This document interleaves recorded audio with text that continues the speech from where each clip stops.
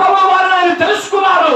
ఏమండి, ఒక మంచి తండ్రిగా, ఒక మంచి మామగా, ఒక మంచి ఏమండి తాతగా వారు ఈ భూలోకాలు మంచి పేరు తెచ్చుకున్నారు. దేవునికి స్తోత్రం.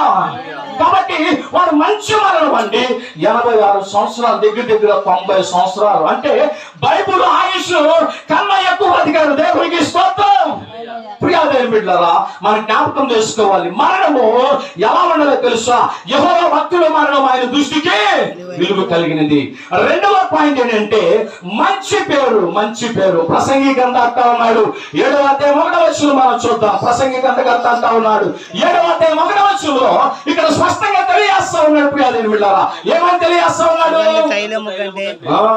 సుగంధ తైలము కంటే మంచి పేరు ఒకరి జన్మదినము కంటే మరణదినమే మేలు.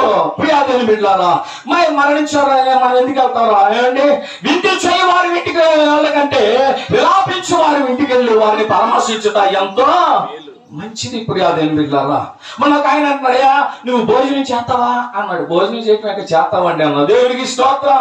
కొంతమంది దైవజనులు చేయరయ్యా, కుడుకులు పెట్టరయ్యా అంటారు. ఏమంటే కాబట్టి ఇక బైబిల్ చెబుతుంది, నీతిమంతులు జ్ఞాపకం చేసుకుంటూ ఆశీర్వాదకరము. 2 చేతుల పైగా దేవునికి స్తోత్రం చెబుతాం. ఎవరు నీతిమంతులు? యేసయ్య రక్తంలో కడగబడిన వారందరూ కూడా నీతిమంతులు జాబితాలో ఉన్నారు. ఆ జాబితా